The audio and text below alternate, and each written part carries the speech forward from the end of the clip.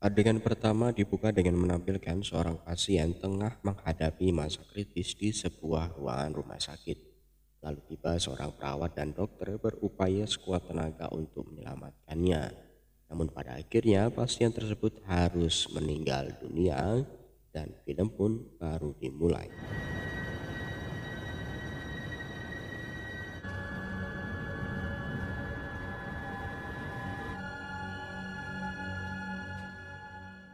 6 tahun kemudian dan di lokasi rumah sakit yang berbeda, film akan bercerita dari sudut pandang orang pertama, yaitu seorang perawat perempuan bernama Amy, di mana ia bertugas merawat pasien perempuan bernama Anna yang saat ini sedang ditemani oleh suaminya.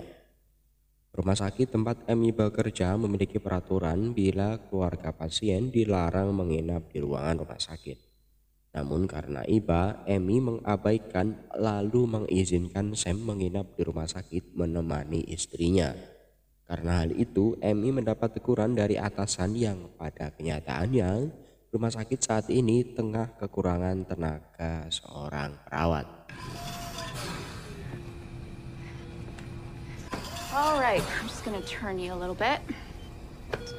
Ketika menjalankan tugas, tiba-tiba penyakit yang Amy derita kambuh kembali. Sekaligus diperlihatkan bila Amy adalah seorang single parent dengan 2 anak perempuan. Ia juga menyewa jasa seorang lansia untuk menjaga kedua putrinya saat ia sedang pergi bekerja. Bye, have the best day. Love you guys. And you need some milk, by the way. Okay. Kardiomiopati adalah kelainan dari penyakit jantung di mana otot-otot jantung tidak mampu memompa darah dengan normal. Dengan risiko terburuk, Amy akan terkena serangan stroke dalam hitungan bulan. Dokter lalu menyarankan supaya ia perlu menjaga jantungnya berfungsi sebaik mungkin dan selama mungkin supaya nantinya ia mampu dimasukkan ke daftar penerima transplantasi jantung. Kalau perlu, berhenti bekerja atau mengambil cuti dari rumah sakit adalah pilihan yang baik. Namun, Amy belum mendapat asuransi kesehatan dan cutinya tidak akan dibayar sebelum ia bekerja selama setahun terlebih dahulu. With the test and consultation, it'll be $980.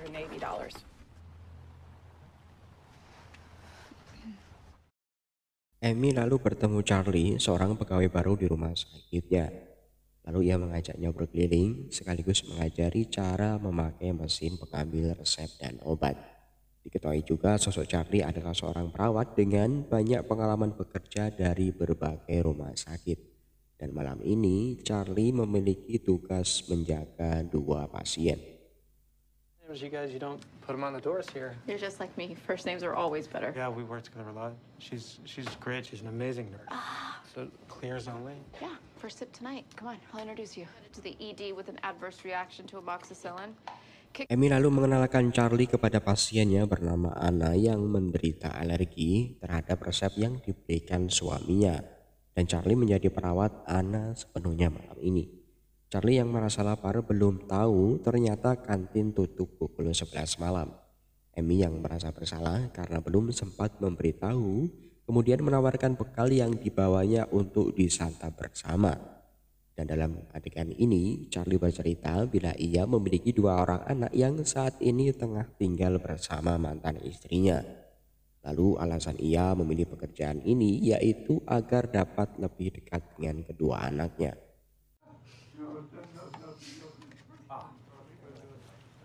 Sure, thanks.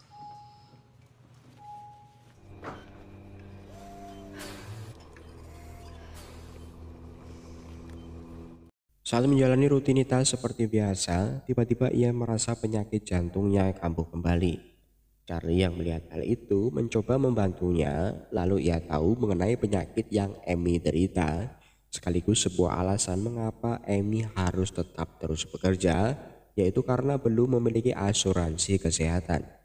Lalu dengan sebab itu, Charlie bersedia membantu Amy mendapatkan asuransi kesehatan dalam 4 bulan mendatang. Okay, so why are you working? Are you cold? Here.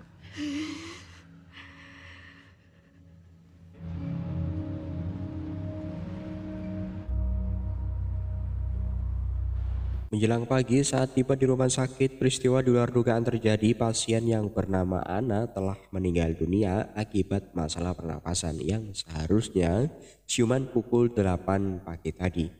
Lalu diperlihatkan Amy menemui suami Anna dan Charlie yang membersihkan jenazahnya.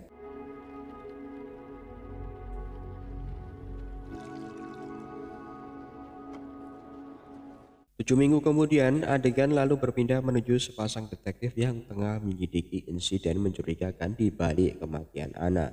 Mereka menemui pihak manajemen untuk menyelidiki insiden tersebut atas permintaan dari Kementerian Kesehatan. Dewan Rumah Sakit lalu menjelaskan bila kejadian ini adalah reaksi buruk yang janggal dari pasien terhadap obat.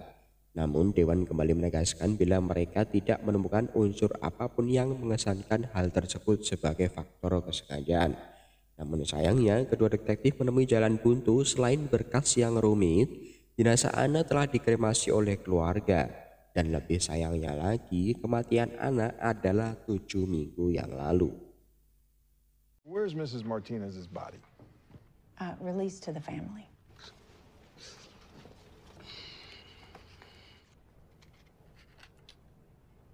Okay. Diperlihatkan Charlie adalah sosok yang sangat ramah terhadap anak-anak, terlebih kepada kedua putri Amy, yang saat ini tengah mengajari Alec belajar menghafal naskah dramanya sebagai seorang gubernur. Di tempat lain, kedua detektif masih melanjutkan penyelidikan dimulai dengan memeriksa beberapa staf rumah sakit, lalu menemukan sebuah tuduhan pelanggaran kriminal yang dilakukan oleh seorang perawat bernama Charlie Cullen di Pennsylvania 8 tahun lalu. Saat detektif menelepon rumah sakit terkait, terdapat sebuah catatan di berkas Charlie mengenai sebuah obat digoxin dan ditahan karena penganiayaan di tahun 1995, namun tuntutan terhadap Charlie telah dicabut. It's a business. There's never a better motivation than money when it comes to that shit, right? Bye-bye. I'm going to make you aware of an event the hospital is looking. Manajer dan Dewan Rumah Sakit melakukan jumpa pers terkait peristiwa yang tengah terjadi di rumah sakit saat ini, yaitu mengenai insiden kematian pasien dari IGD yang melibatkan kepolisian setempat dan akan mewawancarai satu persatu staf karyawan di rumah sakit ini. Dewan menegaskan bila wawancara setiap staf perlu didampingi oleh manajer sesuai dengan yang tertera dalam kontrak kerja mereka. Lalu di tempat lain, kedua detektif sama-sama keberatan bila wawancara setiap staf perlu dihadiri oleh bosnya. He's in the room. Done. This is all we have. Is this cooperation? They told me about that. Hi, Amy. Tiba saatnya giliran Amy untuk diwawancarai oleh kedua detektif. Ia masih sangat mengingat mengenai Anna karena mendiang adalah pasiennya. Dan insiden tidak wajar yang dimaksud oleh detektif ditanggapi Amy dengan kematian Anna yang mendadak dan di luar dugaannya. Atau banyak pasien meninggal di IGD namun berbeda dengan kematian Anna yang sangat tidak terduga. Di tengah wawancara tersebut tiba-tiba Bu Manajer diminta untuk datang keluar. Sekaligus hal tersebut menjadi celah dan kesempatan untuk kedua detektif menanyai Amy mengenai hal yang lebih mendalam. Berdasar berkas yang detektif terima kemarin mengenai data resep dari pasiennya Anna, ia menjelaskan bila insulin yang terdapat di tubuh Anna bukan dihasilkan oleh tubuh, melainkan ada seseorang yang memberikannya. Dan hal tersebut tidak ada dalam daftar resep, sekaligus Anna juga bukanlah seorang penderita diabetes. Insulin bisa menjadi sebab kesalahannya yang biasa disebut dengan pengobatan ganda. Dan hal tersebut sangat langka sekaligus hal yang sangat fatal. Saat manajer kembali, kedua detektif menanyakan mengenai teman Amy, Charlie Cullen, yang mana Amy menjelaskan bila Charlie adalah seorang perawat yang baik. Lalu pada saat kematian Anna, ia sedang bersama Charlie di rumahnya. It's been a tough 7 weeks. 8. We work every shift together, and he's a very good nurse. Let's get 1 milligram of epinephrine IV started. Jack Ivan, July 19th, 88, recovering from Adegan kembali fokus kepada Amy yang berusaha menyelamatkan seorang pasien melewati masa kritisnya. Setelah menjalani operasi batu ginjal, diperlihatkan juga bila Amy mengalami kelelahan akibat kondisi dari jantungnya. Lalu Charlie yang melihat hal itu datang untuk membantunya. Setelah menemui dokter dari rumah sakit lain, ia dilema bila harus meninggalkan anak-anaknya demi menjalani operasi yang ia butuhkan, walau hanya beberapa bulan saja. Mereka memberitahu Alec mengenai kondisi ibunya saat ini dan menjelaskan bila suatu hal tidak wajar terjadi pada ibunya, Alec diminta untuk segera menghubungi 911, lalu membawa adiknya menonton televisi. Namun Alec yang masih belia belum mengerti betul mengenai kondisi ibunya saat ini dan malah izin untuk kembali menonton televisi. Can I just go watch some TV?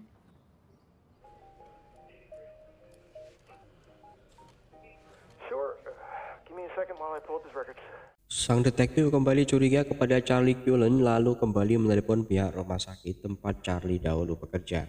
Namun pihak rumah sakit San Aloysius kembali menyembunyikan fakta mengenai kasus dari Charlie, sehingga bisa disimpulkan bila setiap rumah sakit yang mendengar nama Charlie mereka semua menutupinya.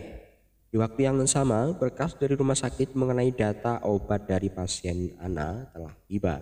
Namun anehnya berkas tersebut hanya beberapa lembar saja. Karena berkas yang detektif terima kurang lengkap, maka ia datang menemui Bu Manajer. Dan tentunya sang manajer berusaha menutupi kasus ini karena merasa dipermainkan, ia malah membentaknya. I'll be sure to look into it. Sit the fuck down! What's her name? Vanessa. Messy. Hey, guys. Adegan kembali menuju Amy yang bertugas merawat pasien seorang ibu muda bernama Kelly Anderson. Sekaligus diperlihatkan kondisinya sangat baik. Di waktu yang sama, Charlie datang dengan memberitahukan kode ungu yang berarti makanan atau waktu istirahat telah tiba. You are healing nicely, and you will be holding Vanessa in no time. What's the code purple? It means pizza's arrived. Okay, 2 minutes, girl. Menjelang pagi, adegan kembali memperlihatkan Amy tengah mempersiapkan putrinya untuk pergi ke sekolah. Di tempat lain, kedua detektif mempelajari berkas dari kasus Anna. Mereka lalu menemukan fakta bila beberapa obat sengaja dimasukkan ke jaringan tubuh Anna selain insulin, yaitu terdapat digoxin. Di waktu yang sama, atasan mereka datang melarang kedua detektif memasuki TKP rumah sakit. Karena sebelumnya, detektif Brown telah membentak manajer rumah sakit. Well, too late. You've both been banned from the hospital property. Who's Vanessa? Adegan lalu menampilkan keadaan dari pasien bernama Kelly Anderson yang anehnya ia tidak mengenali nama dari bayinya sendiri, sehingga Amy merasa ada yang tidak beres mengenai kondisi Kelly saat ini. Ia lalu menghubungi Tom untuk segera datang menjenguk kondisi istrinya yang drop malam ini. Di waktu yang sama, ia kembali menemukan fakta mengejutkan bila terdapat insulin di jaringan tubuh Kelly. Beberapa saat kemudian lonceng berbunyi menandakan keadaan Kelly sedang di ujung tanduk. Beberapa menit kemudian Tom telah tiba dan menerima kabar bila istrinya Kelly telah meninggal dunia.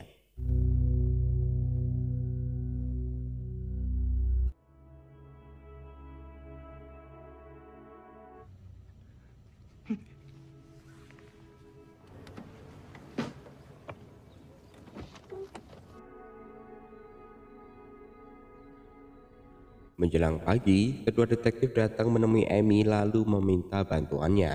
Namun, Amy yang salah menanggapi maksud kedatangan detektif malah mengaku bila dirinya tidak tahu menahu mengenai kematian dari Kelly Anderson. Kedua detektif akhirnya menyinggung kembali nama Charlie yang sebelumnya telah bekerja di sekian rumah sakit. Dan dari semua rumah sakit tersebut, mereka kompak menutup pintu penyelidikan terhadap mantan karyawannya Charlie Cullen. Hingga akhirnya Amy bersedia membantu dan bekerja sama bersama kedua detektif.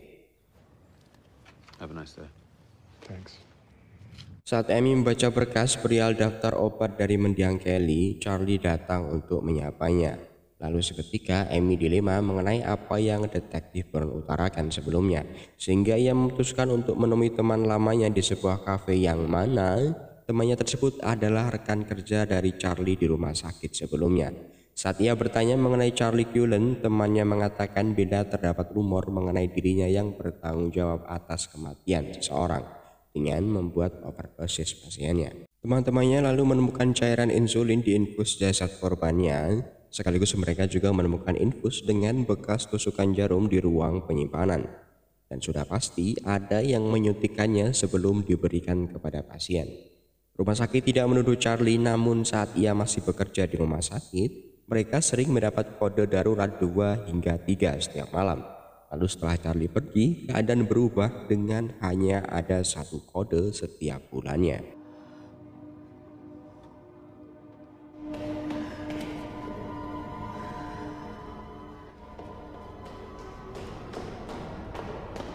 Setelah mendengar penjelasan dari temannya, Amy lalu pergi menuju gudang penyimpanan dan sungguh sangat mengejutkan bila ternyata apa yang dikatakan temannya mengenai Charlie ternyata memang benar adanya.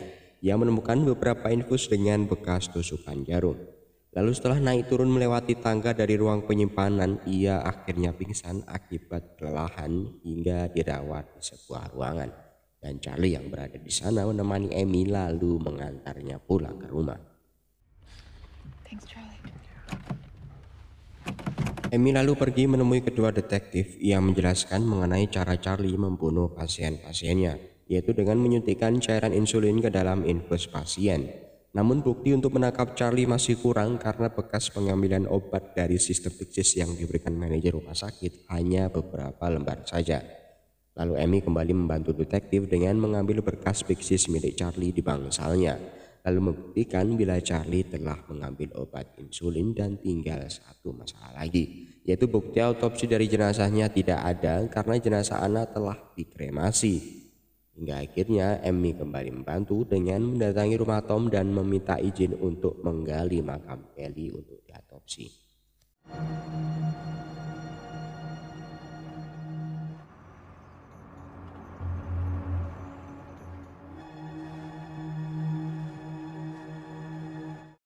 Adegan kembali di rumah sakit menampilkan Amy mengganti infus yang sebelumnya disiapkan oleh Charlie lalu pergi menuju mesin Pyxis miliknya dan menemukan bukti dari beberapa pasien yang meninggal di mana masing-masing telah overdosis dengan insulin dan juga dikoksin.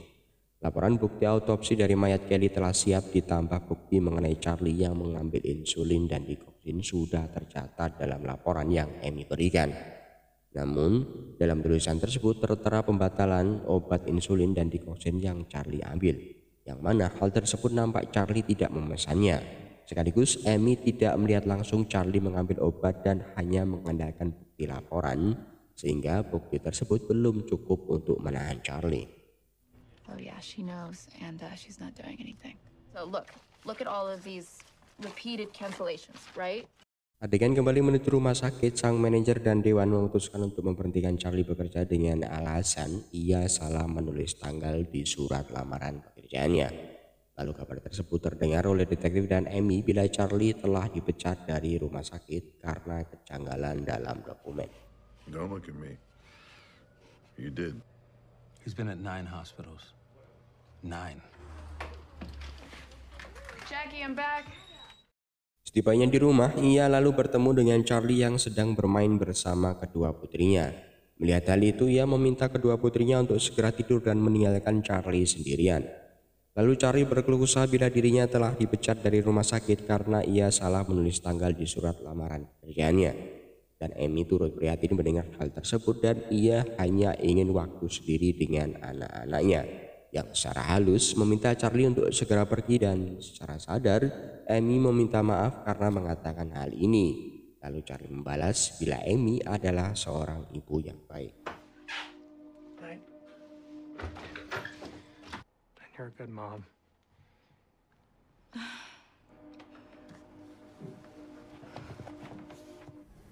Charlie, hey. Oh, hey. Menjelang pagi, Amy diperlihatkan sedang bersama detektif lalu melacak kepergian Charlie dengan menelponnya. Charlie menawarkan diri untuk bertemu dan Amy merespon dengan makan siang saja pada hari Sabtu. Lalu telepon ditutup dengan Charlie harus segera pergi bekerja. Detektif lalu menegaskan bila satu-satunya cara untuk menghentikan Charlie adalah dengan membuat ia mengakui seluruh perbuatannya. The way we can stop him is if he admits to doing it, so we gotta get him to confess.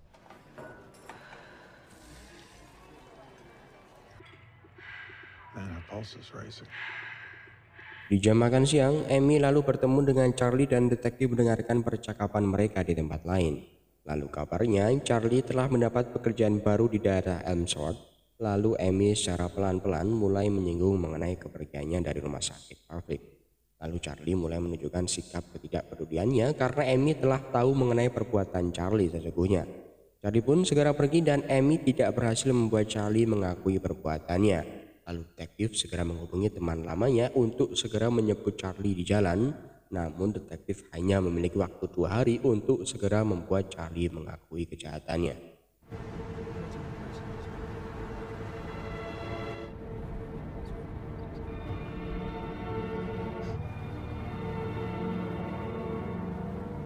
Adegan lalu memperlihatkan Charlie di tengah perjalanan menuju pekerjaan barunya.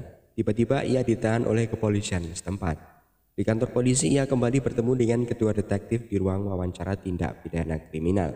Lalu detektif Brown langsung berbicara menuju topik utamanya, yaitu mengenai kantong infus yang telah Charlie cemari di rumah sakit Parklick. Hingga berbagai macam pertanyaan datang dari kedua detektif, namun ia tetap teguh dengan perkataan tidak bisanya. I can't. Poison the bags in the storeroom. Had the other nurses hang them up.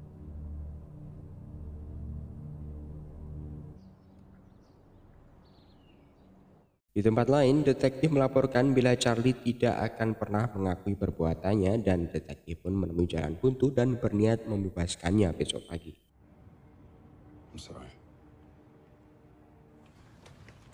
What happened? We're not gonna get it.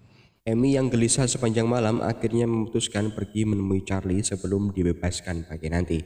Ia datang menjenguk Charlie sebagai seorang teman lalu meminta detektif untuk membebaskan borgolnya.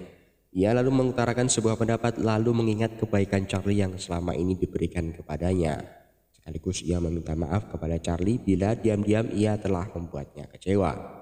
Charlie akhirnya mengatakan bila ia dengan tulus ingin membantu Amy. Amy menginginkan Charlie mengatakan yang sebenarnya. Lalu Charlie membalas jawaban Amy bila ia baru saja melakukannya. Amy lalu menginginkan sebuah nama, lalu Charlie mengatakan nama-nama yang diingatnya termasuk Anna Martinez, Kelly Anderson, dan Jack Evans. Amy menanyakan mengapa ia melakukannya dan Charlie menjawab karena mereka tidak menghentikannya. Charlie atau Charles Cullen akhirnya mengaku bersalah dengan pembunuhan 29 orang. Sebagian pihak meyakini jumlah korban sesungguhnya sebanyak 400 orang. Lalu Charlie sendiri tidak pernah menjelaskan apa motifnya. Saat ini ia menjalani 18 kali hukuman seumur hidup dan tidak akan memenuhi syarat untuk bebas hingga tahun 2403. Ia menjadi perawat selama 16 tahun dan banyak rumah sakit menaruh curiga padanya dan tidak ada yang menghentikan atau proses pidana. Amy telah menjalani operasi jantung yang ia butuhkan dan tinggal di Florida bersama anak-anak dan cucu-cucunya.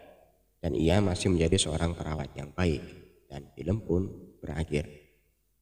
Terima kasih teman-teman telah meluangkan waktu menonton video ini. Dan terima kasih juga kepada teman-teman yang menonton video ini hingga akhir. Semoga teman-teman terhibur, sehat selalu, dan sampai jumpa di video Kulkas Film selanjutnya.